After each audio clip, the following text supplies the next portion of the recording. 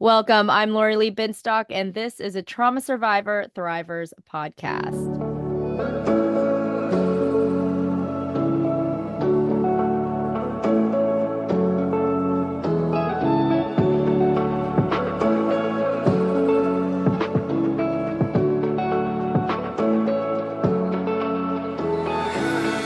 Thank you for joining us for a Trauma Survivor Thrivers podcast on Mental Health News Radio Network. This podcast is also available wherever you get your podcasts, but I do suggest checking out Mental Health News Radio Network to find all your podcasts related to mental health. Today's guest is Merle Yost. Merle is a psychotherapist, author of 6 books, including his latest, Facing the Truth of Your Life. He has been a private practice therapist for over 30 years and specializes in trauma, men sexually abused as children, and bi and gay heterosexual married men. After growing up in a cult and being sexually abused as a child, his healing journey has led him to help others and claim their power and their lives. Merle, thank you so much for joining me today. Well, thank you so much for having me. I'm delighted to be here. Well, absolutely. First, I want to hear a little bit about your story and kind of how you got into this work. It was never the plan. It never is. It never is. My mother programmed me to be a doctor and a singer. I actually was a music major originally in college because I didn't really want to be a doctor. And when I bombed out of that because I couldn't focus well enough, I was really too dissociated. I didn't really understand that until later. And when I went into therapy and figured out that I had been pretty horrifically sexually abused, and that was really the root of all of the dissociation, which was really extensive because I had mostly occluded memory, repressed memories. And so it was actually during a training session for learning how to do EMDR that it was the very first training session and this is back in about 1993, ancient history.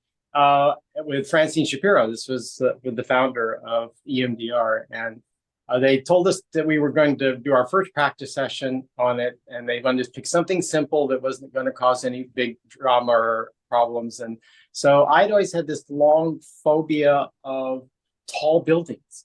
I look up at a tall building and just about pass out. It just killed me. And so we'll try this. And about 30 seconds into doing the EMDR, all of a sudden my head went back, a cock went down my throat, and I was gone. I was totally dissociated. And it took me a long time to get back. So that was the beginning of opening up what had happened and starting to deal with the aftermath of that. So it literally changed my life. And so I was already a therapist at that point, but I had gone into therapy. There's a story I tell about my very first therapy session because I was clearly a mess. And one of my roommates at the time when I was in college said, "You need therapy," which I didn't. I didn't even understand how badly I needed therapy. So I saw this really wonderful therapist for several years. But in the very first session, we're sitting there and she says, "You seem really anxious. Are you afraid of me?" And I said, "No." She said, "What are you afraid of?" I said, "What's inside of me?" So on some level, I understood there was a lot going on there that I didn't understand or how to deal with. And so my honesty about that was really the beginning of healing. And the first of 3 therapists that I worked with over the course of my time. And I put in roughly 20 years of therapy. So I was really determined to root that out. And it was with the growing up in the situation I did in the cult and with the sexual abuse and all of the other stuff that went with that, it was a really pretty awful childhood. So, but in the course of doing therapy, I realized that this was where my interests lie. This is it. As I was watching myself heal, this was what was my passion. And I was deep in the New Age movement at that point. And so it was all about self-growth and so forth. So it just naturally came together, gave me an outlet to actually take what I've learned and learn a lot more and make it useful. Wow. I love what you said when you were honest with yourself, because I think that's where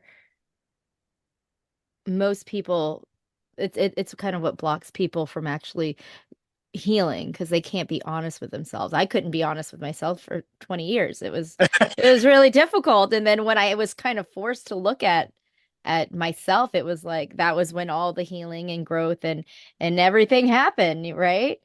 Um, did you when you said these your memories were repressed of the sexual abuse, what did you was it always in the back of your mind that you just tried to push away, or it was one of those things that you just It completely was, forgot? it was completely blocked out. One of Mm. the best ways to create uh, occluded memories or amnesia is to suffocate someone. And I was this tiny little 9-year-old little boy with this Mm. large cock going down my throat, and I couldn't breathe. And so I was suffocating. Wow. It was the beginning of chronic sleeplessness. I'd stay up all night in my bed, uh, trying to stay safe. And because I'd repressed the memory, I didn't know why I was doing this, but I just couldn't sleep. And so years of chronic insomnia, and it really screwed up my life on so many levels. I can't tell you. So, Wow. And and I think it's really interesting about your mom. She wanted you to be a doctor. That wasn't where you're supposed to. That was also where my parents were. My parents said, "You're going to be a doctor." And I just remember thinking like I don't I can't. There's no interest in me being a doctor for me to be a doctor, and like any other thing was just no. Like, no, maybe I could do this. No, I don't think so. As if it were their decision. well, Um, yeah, that's so interesting that parents can be so intrusive and trying to shape their children, making them being what they want them to be as opposed to being who they are. right. And that is, of course, the definition of love is accepting someone for who they are. And so a parent is telling you, if they're trying to control you, that we'll only love you if you become what I want you to become, and if you be the way I want you to become. And that's how they control and manipulate. And that's Yeah. all too common in all too many families. So if you do what I want you to do, I love you. If you don't, then I don't love you anymore. So Yeah, that's about right. That's about right. That's where I was. And then I yeah. couldn't figure out what I wanted to do for the longest time. Well, Because it's yeah. like, do I do what I want to do or do I do what they said I should do, but I don't want to do that? Yeah, I went into business and was very successful. But in some ways, it was so easy. It was effortless for me because are you familiar with the Enneagram by any chance? Mm-mm. It's a very, it's a very good characterological personality typing system. Ah. Mhm. And anyway, it's a really great description of me when people at that type. But I learned it as part of my graduate program, and it's really an effective, quick way to assess personality structure and how to interact with a person. If you understand what their number is, because there's 9 different types, it tells you how they're going to interact with you and how they're going to look toward making contact with you. It's really fabulous. But anyway, um, so my structure was my characterological structure is it's always about the truth, which Mhm. is the one thing my parents did not want me to know about much anything, as it turned out.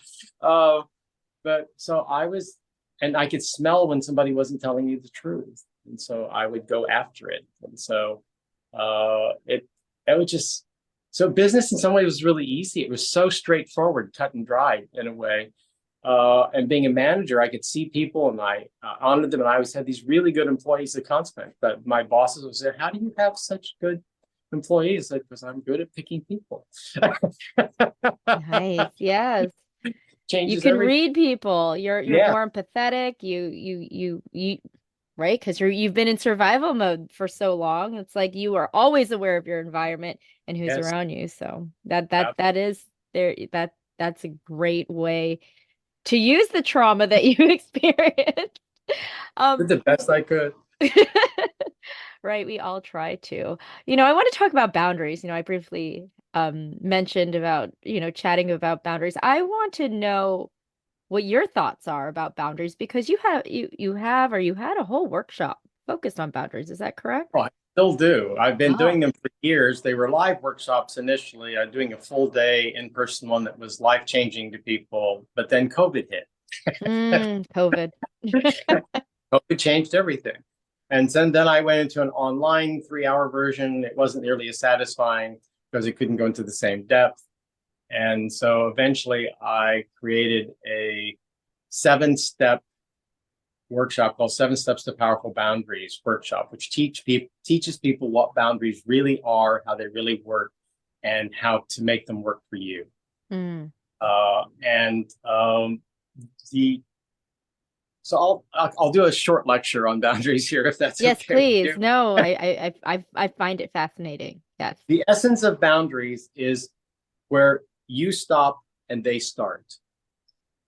It's really that simple. That is the boundary. Unfortunately, way too much of our socialization from our families in particular, it's about merging. It's about feeling your feelings and being in your stuff, and them being in you're being in their stuff, and them being in your stuff. And that's just wrong on every level. The only time that is acceptable is when a baby is under 18 months of age. Because you have to be merged with the baby in order to track what's going on with them, because they can't tell you. Right. And then 18 months to 3 years of age, you start to withdraw. And at 3 years of age, you need to be completely out of there, because if you're still in there, you're intruding upon the development of their sense of self. Mm. And the way you build a sense of self is back through the continual reflection of the parent of your external experience. You eventually internalize that, and it goes, oh, this is me. It's amazing how that works. And so we don't understand, because of our socialization, that merging is bad. We want to walk in and just suck up everything like a vacuum cleaner, and then we have to try and get rid of it. And it's so much better if you don't take it up in the beginning. And it's much easier to know what's going on without absorbing. I'll tell this short story. I tell this in the workshop. This is that I work out with personal trainers a lot, and I walked into the gym one morning and I saw my trainer. I said, "Good morning." I said, "How are you?" He said, "Great." And I said, "No, you're not." His response was, "Goddamn psychic psychotherapists." But I knew he was actually in really bad shape at the time. I could tell. I just knew. So the way we're all made up of energy. We're all made up of atoms. And so once you understand that we're just in this energetic bubble, each one of us, and so the fantasy is that those bubbles merge and two shall become as one. Well, that means you're completely lost in their stuff, they're lost in your stuff, and you're taking on everything that they have. And that's just really bad. So once you learn how to stay inside of your bubble and make contact with their bubble, not merge with it, make contact, then when you get contact, you're going to know everything that's going on inside of there without absorbing it. I need to know more. I mean, otherwise, if I absorbed all of my clients' stuff, I'd be dead at the end of the day. And when therapists learned how to do this, it changed their lives and their practice, because they suddenly had energy to go home and be with their families and not be exhausted and trying to figure out how to get rid of all this crap that they absorbed over the day. So so the core of what I teach is energetic boundaries, how these bubbles work, how to make contact without absorbing, how to read what's going on inside of their bubble so that you know what's going on, what you choose to interact with or not.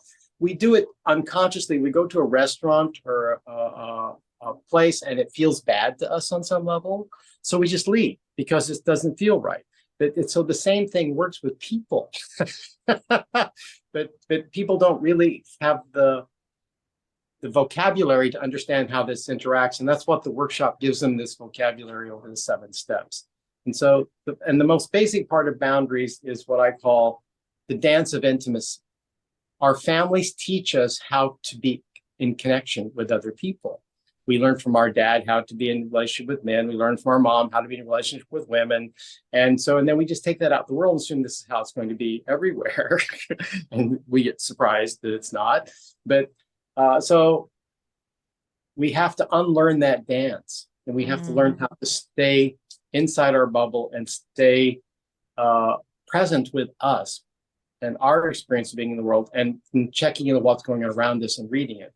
Because we take our dance of intimacy to our workplaces and turn our bosses into our parents, and we try to work out any unfinished business with them. We marry one of our parents, usually the one we have the most stuff with, because we really want to work this out in our marriage. That's just so exciting. So that's a wrong way to do it. Yep. So I'm offering an alternative to that via my 7 steps to powerful boundaries. I'm just curious, are you willing to share what are the 7 steps? Oh, sure. Step 1 is going back to your childhood. Looking at those boundaries that you learned from them and what you learned from your family about it was like to be in relationship and so forth. And if someone, for example, if someone's primary method of teaching or of parenting you is shaming and humiliation, then you go out into the world, look for other people who are going to shame and humiliate you because that's what your definition of intimacy and contact is. Yeah. Yeah, that's about right. That's where you're comfortable.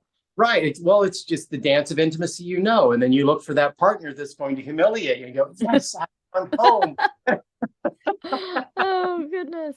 So what you have to get conscious about is what's going on before you can actually do something about it. Step 2 is simply a very basic, it's the most academic piece of the whole workshop, where you just go through like the 15 major boundaries, what they are and how they work. So that you have, and a simple example of that is in different cultural boundaries, like how you say hello in one culture and greet someone could get completely different in another culture.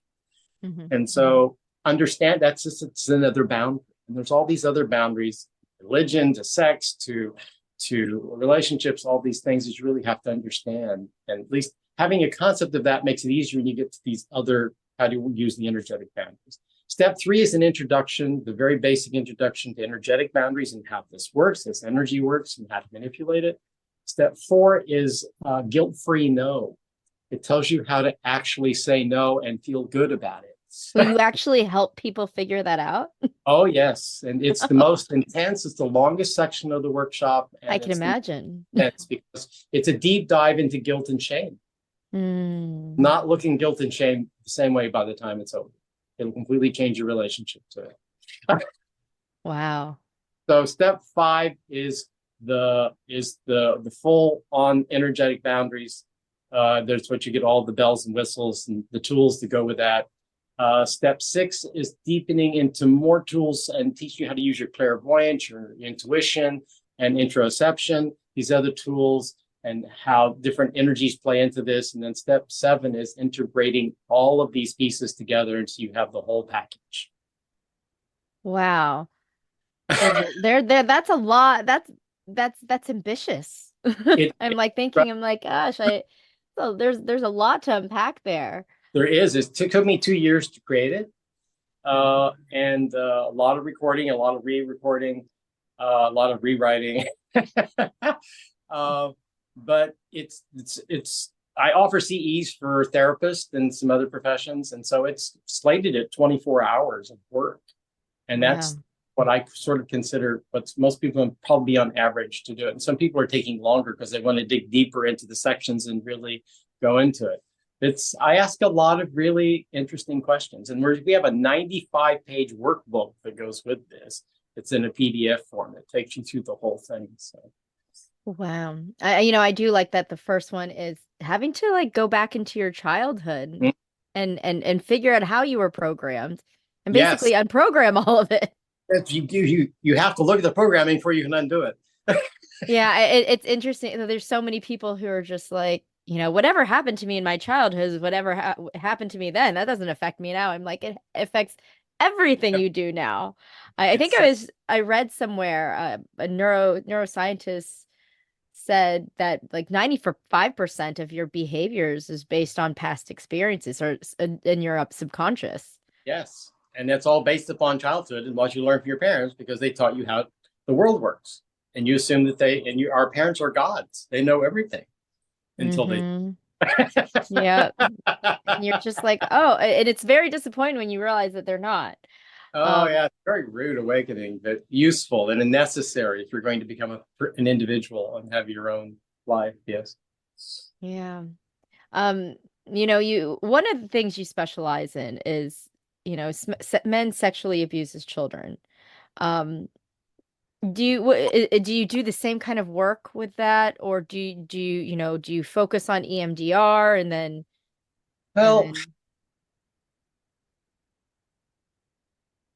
Ultimately, we'll do EMDR. I mean, there's no better trauma tool out there as far as I'm concerned, and people who know what they're doing. It just can, I've cleared so many rapes for women in a single session.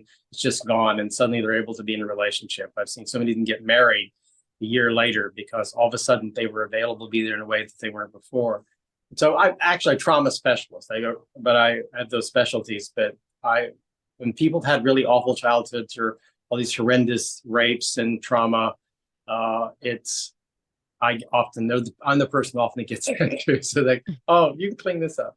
You clean this up. You fix this. I'm not afraid of it. And it's because I've been through it. So there's a fearlessness in me and a confidence in me, I think, that holds that container, knowing that they can come out the other side of this and be a whole person. That's very true. Yeah. And so that's really essential that I have. And that's where doing my own healing makes me a better therapist, because I know what this means to go through this. There's no guesswork on my part in that particular piece. I know the pain that's involved, and I also know it's survivable.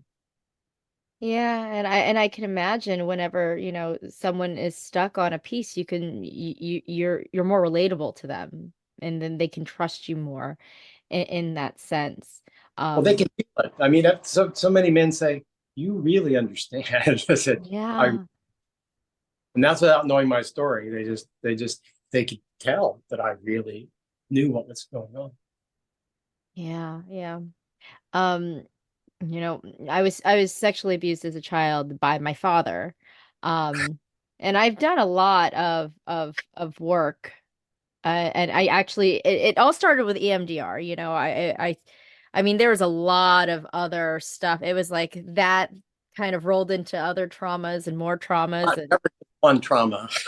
I know there really isn't. No. But the EMDR is what I felt kind of put out the fire, because I couldn't even talk about it. And it was the EMDR that actually helped me say it out loud.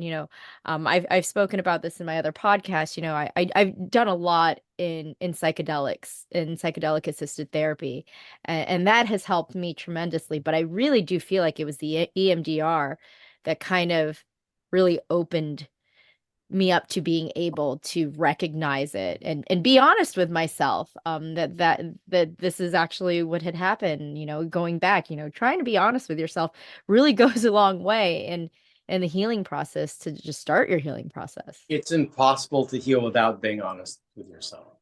Yeah. I think. Otherwise you're just playing all these mind games and avoidance and wasting your time.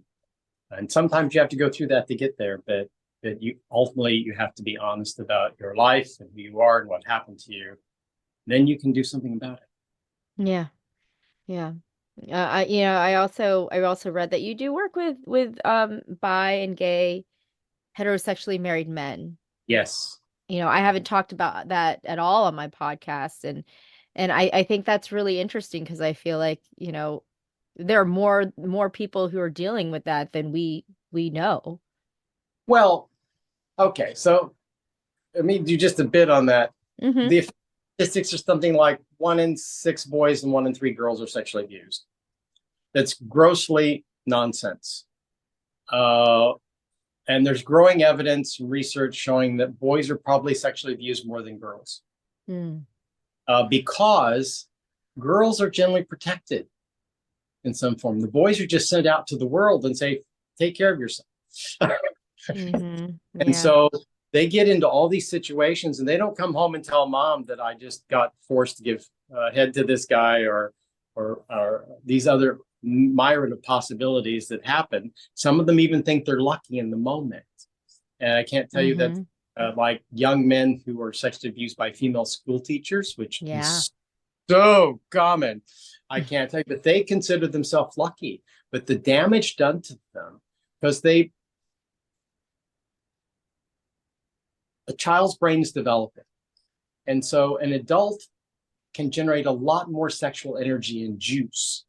And so consequently, if they're pouring that into the child, it's like plugging a 110 outlet or 110 plug-in into a 220 outlet, and it blows up. And so you're psychosexually stuck at the age of the abuse until such time as the abuse is cleared. Yeah. So that causes sexual compulsivity. And once you go back and clean up the trauma, all of a sudden the compulsivity goes away. So all this nonsense about sexual addiction we're shaming people about their sexuality when they're trauma survivors. Wow. That is so fascinating. Just because I feel like I've heard this story before, someone was abused by an older woman and everyone was like, "Oh yeah, that's amazing. Lucky you." And then they had to feel like they needed to take that in as, "Oh yeah, lucky me. I guess I should be grateful or thankful this happened to me." But I'd like to actually talk about what does that, like you said, I mean, I think it's fascinating that you mentioned the sexual addiction part to that, because I feel like that's so relevant. But I would like you to expand on that a little bit more, because I'm just now my mind's a little blown. Well, for instance, I had a client many years ago that uh, when he was around, I'm sorry, I can't remember his exact age, somewhere between 9 and 12. He was at the public pool. He's a gay little boy. He didn't really know it at the time. And this 21-year-old-ish guy decides to masturbate in front of him in the locker room. And he was completely overwhelmed by the energy coming toward him, and he was stimulated. And so he then spent the next 20, 30 years going from bathroom to bathroom, recreating that experience because he was unconsciously trying to resolve it. But it was also since it was his first sexual experience, it was his programming to what erotic energy was. And so he's looking for that over and over and over again. And so a corollary to the bi and gay heterosexually married men, most of them were sexually abused as children. And so that creates this denial in them. Well, I wouldn't be having these other feelings if that hadn't happened to me. Interesting. And so they've got this whole denial going. And sometimes they're just bisexual, but often the ones who are in trouble are the ones that were sexually abused, and they're trying to manage all this unsuccessfully. So back to the trauma. So that's why and exposure to porn can do the same thing. If these kids are getting into porn much too early, and boys in particular are sneaking around getting the magazines, not so much magazines since it's all available online. And so again, they're getting hyper stimulated with all this energy before they're psychologically and physiologically ready to handle that level of stimulation without sufficient education about what it is they're seeing and what they're experiencing. So they think that kind of overwhelm is what they're looking for in a sexual experience. They're out on the search for that constant because that's what programmed from the atmosphere. Your first experience sets up your whole experience of sexuality. And like you and I, we had to work through that in order to get to our sexuality. Overt for us, but it's not overt to these people because they think that's just normal. It's just what happened. It's not. Right. And then we just slap sexual addiction right on top of it and shame and humiliate them and say you're sick and because you have this lifelong illness that you can never get over. But I had so many guys go through SLAA and so forth, come to me. I do the EMDR on their sexual history, and they stop being sexually compulsive. It just completely changes their life. So I'm furious at these people who are shaming people about their sexuality. It just pisses me off. No, I don't blame you. But then I mean, so EMDR would be a great if let's say there is a person who's like let's say they think, yeah, no, I wasn't sexually abused. I wanted it. It was I don't want to say to you a babysitter or something. Common, very common. Oh my God, the stories I could tell you. Yes, exactly. I mean, how do they seek help? And I guess it's them being honest with themselves, but what if they don't know to be honest with themselves? Well, they don't. Not educating people about it. So we're not giving people real sexual education. So you're getting real sexual education, then you should cover this. Well, if you've been exposed to this for sexual energy early in your life, these are the possible things that could happen as a result of that. That's how they find out or should find out. But no, we barely give them the birds and the bees in terms of the very basic information, and certainly nothing that explains all this energy and what's going on and how it works. It's like you're just supposed to automatically know. It's like, no. Wow. Yeah, we're setting kids up to be abused. We just are. I mean, I remember another guy who, very straight guy, who worked for this gay guy and ended up getting a blowjob from him. And it completely confused him because it was so pleasurable to him. He says, well, if I'm straight, how could this have been so pleasurable for me? Because it's simply a pleasurable act. Right, right. So it took him a long time to untangle that because he was clearly straight, but he had all this trauma going on around that because he didn't know how to resolve that. I shouldn't feel pleasure from something. Well, I can tell you straight guys have sex with gay guys all the time. And they're really clear they're straight because their emotions they're not going to fall in love with the guy, but they're going to enjoy the pleasure from it. And they're just there for the pleasure. Right. And then there's a lot to separate there. Yes, exactly. That we don't. Everything feels so integrated, but except where it actually matters, like when it comes to trauma and behavior. Yeah, so I'm getting really deep in the weeds here with you a little bit, but I hope that's okay. It's such a complicated topic, and we try and pretend sex is so simple. It's not. Even in a relationship. One of my favorite things I bitch about in the workshop is merging. Is that we get told that couples, the two shall become as one, and you merge into this big glom. It's a great way to kill sex. Because sex happens at the contact boundary. If you're merged, you're killing the excitement that's happening. And merger is bad. As I said, the only time merger is good is with that baby. Because if you do it in the relationship, it's going to harm the relationship and kill it in one form or another.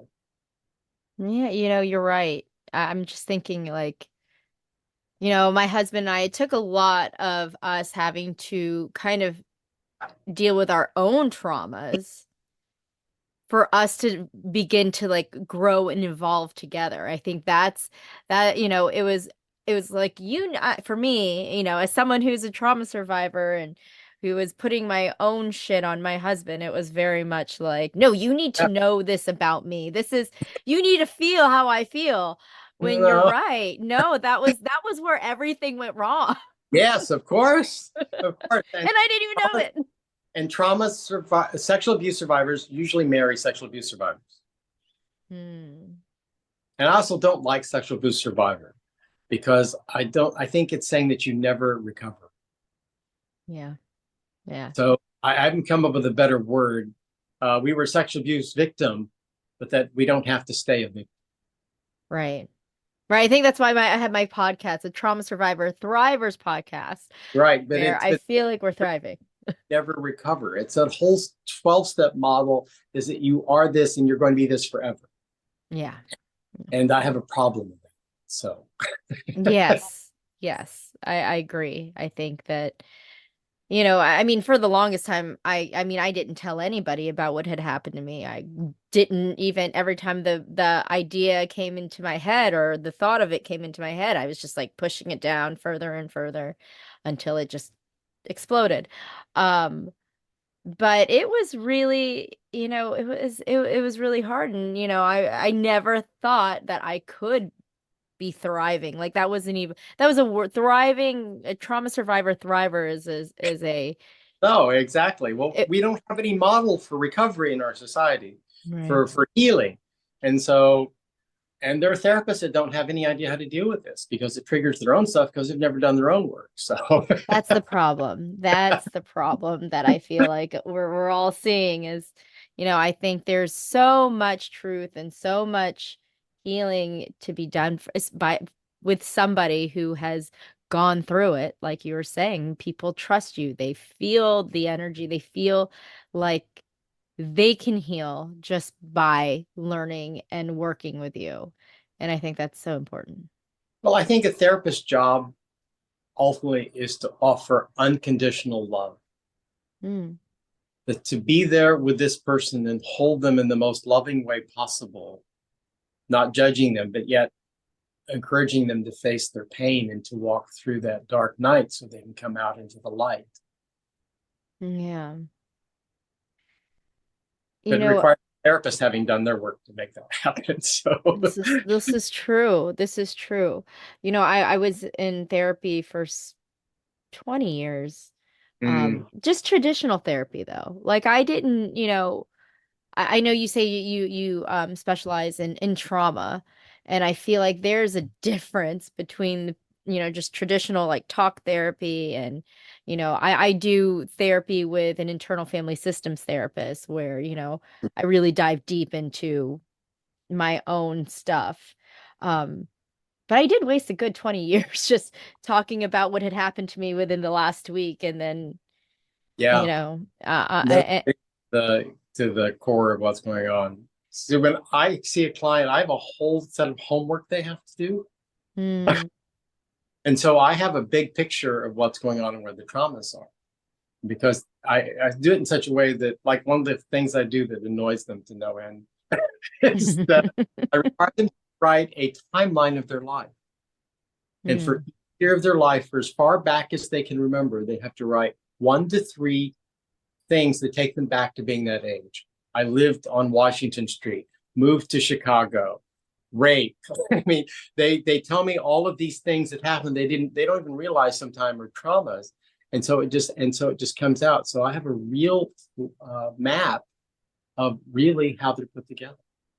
wow. Yeah. I had to do that one because I went into a treatment center for about 31 days. And that was one of my homework. That was the thing I had to do, one of the first things I had to do. And I had to explore that. And I was like, this is Not too fun. much. No, It, it's not fun. Nothing, it's, therapy nothing isn't that was always fun. fun. It's healing or can It's be, healing. not Y- fun. Yes, it was very healing. It was hard work. It's hard work, you have to get into the place where, you can see the ugly stuff that's happened and be able to understand, you know, how to move through it and Well, you have to rearrange the blocks rearrange the blocks. I like because we that. formed this whole block house growing up in our world, and then we realized that this is not real, and we're going to redo this in order to have our own life and to be real in the world and be able to be available to other people, especially our partners and children. So, Mm-hmm. Wow. Well, Merle, is there anything that we didn't talk about that you feel is important for this audience to hear?